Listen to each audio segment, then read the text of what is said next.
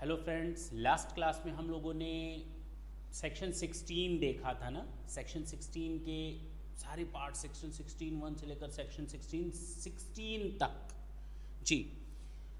और उस पे हम लोगों ने देखा था इनपुट टैक्स क्रेडिट कैसे अवेल की जाती है।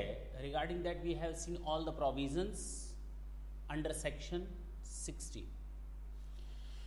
Today we will go ahead and we'll try to check section 16A, not 17. Section 16 में हमने जो डिस्कशन किया था उसमें मैंने आपसे एक टॉपिक छोड़ देने को कहा था। मैंने कहा था देखो भाई, एक दिन के अंदर इतने सारे प्रोविजंस करना थोड़ा गड़बड़ है। आज क्यों ना हम उन प्रोविजंस को एक बार देख ले, रिवीजन कर ले और उसके बाद उस टॉपिक की स्टडी करें जिसको मैंने कल कहा था कि मैं आज कराऊंगा। और उसके बाद हम लोग सेक्शन 16A की बात करेंगे जो हम लोगों ने पहले भी कहीं देखा है। हाँ, आपको पहले भी कहीं देखा है। सेक्शन 16(1) अवेलमेंट बोला था, इंटाइटलमेंट ऑफ आईटीसी की हर एक registered taxable person input tax credit ले सकता है with in the time and manner prescribed. ठीक है, उसके बाद हमने कहा था ये फालतू का पहला प्रोविजन है, मतलब कोई मतलब का नहीं था। हाँ, चूंकि सेक्शंस बनाने हैं, लाइन बाय लाइन बनाने हैं, स्टार्टिंग इंट्रो से किया। सेक्शन 16(2) अगर हम with in a time period registration के लिए अलाउ कर देते हैं, जिस समय मेरी रेस्पॉन्सिबिलिटी बन गई थी, when I became to liable to pay the GST and I applied for the registration within time. Within time means within a 30 days from the date of liability. Then I will get the input tax credit from the very first date in which I got the entitlement to pay the amount of GST. ठीक, जिस दिन मैं liable हुआ था GST पे करने के लिए, अगर उस दिन से 30 दिनों के अंदर, मैंने इसके पीछे आपको एग्जाम्पल भी दिया था, 30 दिनों के अंदर मैं अप्लाई कर देता हूं तो उसी पहली तारीख मतलब उसी पहले दिन से जिस दिन मैं लाइबल हुआ था GST में रजिस्ट्रेशन कराने के लिए, उस दिन जितना भी मेरे पास opening stock, semi finished goods और फिनिश्ड गुड्स था, रॉ मटेरियल वगैरह, उसकी मुझे ITC मिल जाएगी अगर मैंने within time period registration के लिए अप्लाई किया और मेरा रजिस्ट्रेशन एक्सेप्ट हो गया।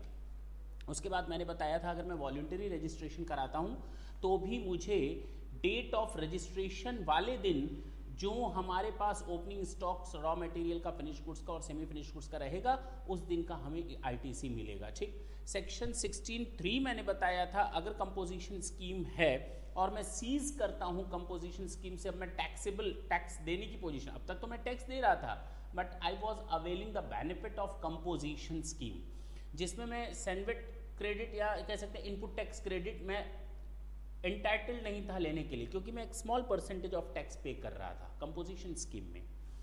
तो जिस दिन मैं उस स्कीम से बाहर आऊंगा, सीज करूंगा, मैं 50 लाख के टर्नओवर को क्रॉस करूंगा तो मुझे मेरे ओपनिंग स्टॉक वगैरह पर ITC मिल जाएगा। हाँ, no ITC after 1 year. Issue of invoice के बाद 1 साल के अंदर, date of issue of invoice के 1 साल के अंदर अगर आप ITC अवेल कर सकते हैं, मोस्ट वेलकम, अदरवाइज आपका लैप्स हो जाएगा। ITC कैलकुलेशन गैप पर डिपेंड करता है। ITC restricted for business use only. हो सकता है आपने जो सामान इनपुट लिया हो वो बिजनेस में भी यूज होता है और नॉन बिजनेस पर्पस के लिए यूज होता है। तो मैंने कहा था जितना भी आप इनपुट टैक्स क्रेडिट लेंगे वो केवल उसी गुड्स या सर्विसेज जो इनपुट है उन पर यूज करेंगे जो बिजनेस यूज में हुए हैं। उसके आगे मैंने कहा था टैक्सेबल और नॉन टैक्सेबल गुड्स में अगर हमारा यूज होता है इनपुट, तो मैंने कहा था टैक्सेबल में 0 रेटेड आ जाएगा और नॉन टैक्सेबल में एग्जेम्प्टेड गुड्स हो जाता है। तो नॉन टैक्सेबल और एग्जेम्प्टेड गुड्स पे हमको कोई ITC नहीं मिलेगा, लेकिन अगर वही इनपुट मैंने टैक्सेबल या 0 रेटेड गुड्स के लिए सामान यूज किया है, इनपुट या services, then I can avail what input tax credit. ये मैंने हम लोगों ने देख लिया था लास्ट क्लास में। जी सर, देख लिया था। सेक्शन 16 सब सेक्शन 8 में मैंने बताया था अगर चेंजेस इन कंपोजिशन होता है, ये कि हम पहले प्रोप्राइटरशिप में थे, अब मेरा किसी कंपनी ने टेक ओवर कर लिया, मैं कंपनी था, दूसरी कंपनी ने मेरे बिजनेस को टेक ओवर कर लिया, अमलगमेशन हो गया, मर्जर हो गया, एब्जॉर्प्शन हो गया, डीमर्जर हो गया। तो इन सब केसेस में जो नई कंपनी होगी या नई एंटिटी होगी, मेरा बिजनेस बंद हो गया और नई कंपनी में शिफ्ट हो गया, नया आइडेंटिटी या एंटिटी में शिफ्ट हो गया, तो उस नई एंटिटी को वो बेनिफिट मिल जाएगा आईटीसी का।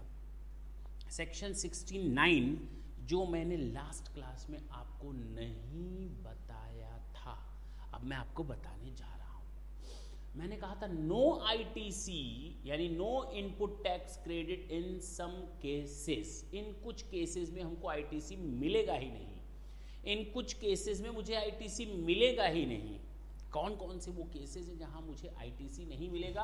हाँ, जो अब मैं आपको बताने जा रहा हूं उसमें कुछ पॉइंट डाउटफुल हैं, उसमें कुछ टॉपिक्स या पॉइंट्स डाउटफुल हैं जिसके लिए हम वेट कर रहे हैं कि क्लैरिफिकेशन सरकार देगी, और as and when the clarification और नोटिफिकेशन और the doubts will be cleared I will tell it to you. लेकिन हाँ, वो डाउट क्या है पहले हम देखेंगे, तभी तो डाउट्स भी आएंगे। लेकिन शुरू के 2 पॉइंट में आपको कोई डाउट नहीं होगा। पहला पॉइंट, अगर आप आईटीसी ले रहे हैं लें, लेकिन आपको आईटीसी नहीं मिलेगा मोटर व्हीकल पर, मोटर व्हीकल पर आपको आईटीसी नहीं मिलेगा और नहीं मिलेगा। आईटीसी मिलेगा मोटर व्हीकल पर। सर अभी तो आपने बोला था कि आईटीसी नहीं मिलेगा, फिर आप कह रहे आईटीसी मिलेगा मोटर व्हीकल पर ही मिलेगा, लेकिन उस मोटर व्हीकल पर जिसको मैं नॉर्मल कोर्स ऑफ बिजनेस में यूज करता हूँ। अच्छा, मैं कार डीलर हूँ, मेरा काम कार खरीदना और कार बेचना है, तो उस केस में मुझे आईटीसी मिल जाएगा। ओके, तो मोटर व्हीकल अगर नॉर्मल कोर्स ऑफ बिजनेस में काम होता है then I will be entitled to get the ITC, otherwise not. लेकिन अभी इसको बचा हुआ है, अगर कार यानी मोटर व्हीकल का यूज होता है ट्रांसपोर्टेशन ऑफ गुड्स में, ट्रांसपोर्टेशन ऑफ पैसेंजर में, ट्रांसपोर्टेशन ऑफ गुड्स में, ट्रांसपोर्टेशन ऑफ पैसेंजर में, और लर्निंग स्कूल में ड्राइविंग स्किल के लिए, लर्निंग स्कूल में कार चलाना सीखें 30 घंटों में। अगर इस तरह का कोई कार ड्राइविंग ट्रेनिंग स्कूल या लर्निंग है, उस केस में उसको आईटीसी मिलेगा। यानी आईटीसी मिलेगा, कार पर मिलेगा आईटीसी, मोटर व्हीकल पर मिलेगा आईटीसी। नॉर्मली मोटर व्हीकल पर आईटीसी नहीं मिलता। लेकिन मोटर व्हीकल अगर हमारा नॉर्मल कोर्स ऑफ बिजनेस का पार्ट है तो आईटीसी मिलेगा। अगर मोटर व्हीकल को मैं ट्रांसपोर्टेशन ऑफ गुड्स में यूज़ करता हूँ, मोटर व्हीकल को मैं ट्रांसपोर्टेशन ऑफ पैसेंजर में मैं यूज़ करता हूँ, transportation of goods, transportation of passenger के अलावा अगर मैं उस मोटर व्हीकल का use motor car driving school में करूं ट्रेनिंग पर्पस के लिए, then I can get the benefit of ITC also. लेकिन अब आते हैं पॉइंट नंबर 2, ये मोटर व्हीकल का काम हो गया खत्म। पॉइंट नंबर 2 कहता है, अब जो मैं आपको बताने जा रहा हूं, एक एम्प्लॉयर अपने एम्प्लॉयज को ये बेनिफिट दे रहा है, उस केस में है, ध्यान देने वाली बात है, सारे केसेस में नहीं है। This is a specific case when a employer gives और provides the benefit to the employees. जरा देखा जाए कौन कौन से बेनिफिट्स देता है एम्प्लॉयर अपने एम्प्लॉय को। गुड्स और services provided in relation to food and beverages. Okay, तो बेवरेजेस हो गए और फूड्स की सर्विसेज हो गई, आउटडोर कैटरिंग की सर्विसेज हो गई, ब्यूटी ट्रीटमेंट हो गया, हेल्थ सर्विस हो गया, कॉस्मेटिक एंड प्लास्टिक सर्जरी हो गया, मेंबरशिप ऑफ अ क्लब हो गया, health club and fitness centre हो गया, लाइफ इंश्योरेंस हो गया, हेल्थ इंश्योरेंस हो गया, और ट्रेवल बेनिफिट्स हो गए extended to employees on vocation such as leave or home travel concession when such goods and or services are used primarily for personal use or consumption of any employee. Okay, तो जितनी मैंने list बताई ना, food and beverages से related, outdoor catering से related, beauty treatment से related, health fitness से related, health insurance से रिलेटेड, लाइफ इंश्योरेंस से रिलेटेड, जितनी भी मैंने चीज़ में प्लास्टिक सर्जरी और कॉस्मेटिक सर्जरी से रिलेटेड, तो जितने भी मैंने पॉइंट डिस्कस किए, इन पॉइंट्स का बेनिफिट अगर हम एक एम्प्लॉयर अपने एम्प्लॉय को देता है तो आईटीसी नहीं मिलेगा। ओके, एक पर्सन खुद अपने यूज में लाता है तो आईटीसी नहीं मिलेगा, यानी आईटीसी नहीं मिलेगा। अगर पर्सनल यूज में करता है इन सामानों का यूज या गुड्स या सर्विसेज का, या फिर अपने एम्प्लॉयज को देता है, तो उस केस में आईटीसी नहीं मिलेगा। मैं फिर से उन चीज़ों को पढ़ देता हूँ। Food and beverages, outdoor catering, beauty treatment, health services, cosmetic and plastic surgery, membership of a club, health fitness centre, life insurance, health insurance and travel benefits. ठीक, इस केस में, इन सारे केसेस में अगर एक एम्प्लॉयर अपने एम्प्लॉय को benefits देता है then ITC will not be given. In the same way अगर कोई बंदा इन चीज़ों का पर्सनल यूज़ करता है तो भी आईटीसी तो वैसे भी पर्सनल यूज़ पर आएगा ही नहीं, आपको देने की ज़रूरत ही नहीं थी, ये तो हम पहले भी जानते थे। तो ये स्पेसिफिक केस है केवल और केवल किस केस के लिए, एम्प्लॉयर अपने एम्प्लॉय को देता है उसके लिए स्पेसिफिक केस है। अदरवाइज पर्सनल यूज़ में तो वैसे भी आपको किसी भी आइटम पर आईटीसी नहीं मिलेगा। गुड्स और services acquired by the principal, मैंने कहा था आते ही आपको कि शुरू के 2 पॉइंट्स में आपको कोई डाउट नहीं होगा, लेकिन पॉइंट नंबर 3 से आपके डाउट स्टार्ट हो जाएंगे। एक बात बताएं, चलिए मैं पढ़ देता हूं, उसके बाद आप डाउट बताएं कि मैंने पढ़ा क्या, मतलब क्या निकला, और डाउट है क्या, और क्लैरिफिकेशन आना क्या चाहिए। लिखा है गुड्स एंड और सर्विसेज, ढंग से देखेंगे, गुड्स एंड और services acquired by the principal, underline कर लेंगे, in the execution of a work contract when such contract results in construction of immovable property other than plant and machinery। यानी अगर कोई गुड्स और सर्विसेज है acquired किया जाता है इस पर्पज से ताकि उससे कोई इमूवेबल प्रॉपर्टी बनाई जा सके other than plant and machinery, यानी कोई भी सामान आप यूज़ करें उस पर आईटीसी नहीं मिलेगा, लेकिन अगर प्लांट एंड मशीनरी यूज़ करते हैं तो आपको आईटीसी मिल जाएगा प्लांट एंड मशीनरी पर, अगर आपने उस प्लांट एंड मशीनरी को अपने इमूवेबल प्रॉपर्टी के कंस्ट्रक्शन में यूज़ किया है। अब जरा बात करते हैं फिर से, यहाँ पर एक वर्ड आया प्रिंसिपल, जिसको मैंने कहा कि अंडरलाइन कर ले। प्रिंसिपल का मतलब क्या है, यहाँ पे किसको कहा गया है प्रिंसिपल? हम कॉन्ट्रैक्टर की बात कर रहे हैं या कॉन्ट्रैक्टी की बात कर रहे हैं?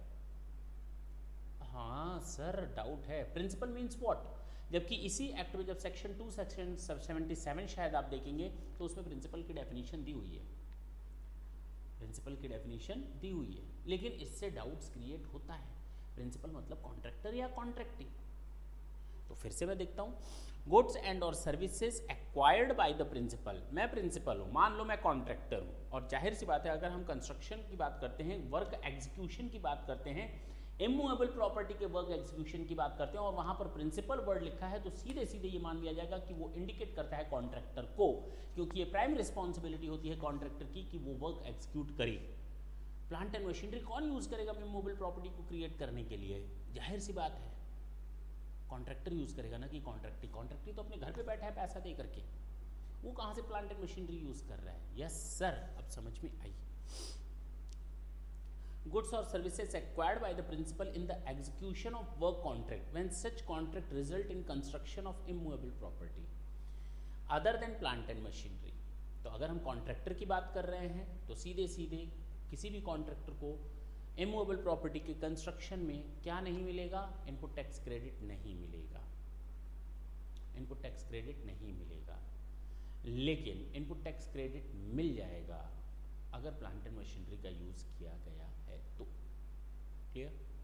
पक्की बात है, आगे चलते हैं। Goods acquired by a principal the property in which is not transferred,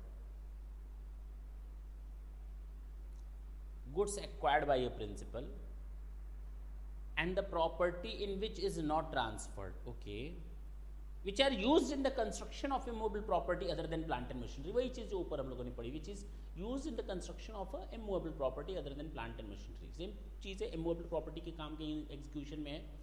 मैं कॉन्ट्रैक्टर हूं, मैंने किसी से ट्रक लिया, now I acquired a good, I acquired a goods, but that goods is taken on lease, I didn't acquire the goods in property, I taken it on lease, means the ownership is not with me, I have taken it on lease only। मैंने कोई goods लिया और उसको मैंने construction में use किया, immovable property के construction में। अगर मैं उस गुड्स का, चाहे ट्रक ही समझ लीजिए, जिसको मैंने लीज पर लिया और उसको मैं यूज करता हूं इमूवेबल प्रॉपर्टी के कंस्ट्रक्शन में, जिसकी ओनरशिप मेरे पास नहीं है, तो उसकी आईटीसी मुझे नहीं मिलेगी, लेकिन आईटीसी मिल जाएगी केवल और केवल प्लांट और मशीनरी के केस में। अगर मैं प्रिंसिपल हूँ यानी कॉन्ट्रैक्टर हूँ, मैंने कोई गुड्स या सर्विसेज एक्वायर्ड की हैं और उनका यूज़ मैंने वर्क कॉन्ट्रैक्ट को एग्जीक्यूट करने में किया है, जिसका मेन पर्पस किसी इमूवेबल प्रॉपर्टी को, तो जिसको यूज़ किसको यूज़ करने के लिए किया, प्लांट एंड मशीनरी, उस पर आपको आईटीसी मिल जाएगा। पक्का? जी सर। अगर मैं कॉन्ट्रैक्टर हूँ, हाँ सर आप कॉन्ट्रैक्टर हैं, और आपने गुड्स और सर्विसेज एक्वायर की हैं, उन गुड्स और सर्विसेज का यूज़ आप किसी इमूवेबल प्रॉपर्टी के कंस्ट्रक्शन में यूज़ करेंगे, आपको आईटीसी नहीं मिलेगा। प्लांट एंड मशीनरी अगर आपने एक्वायर की है, आपको आईटीसी मिल जाएगा।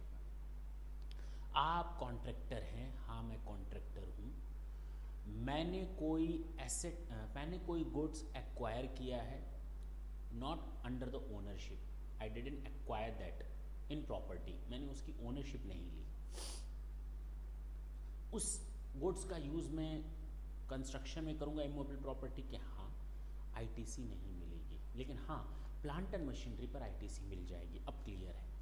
तो शुरू के 2 पॉइंट में कोई क्लियर डाउट नहीं था, लास्ट के 2 पॉइंट जो मैंने अभी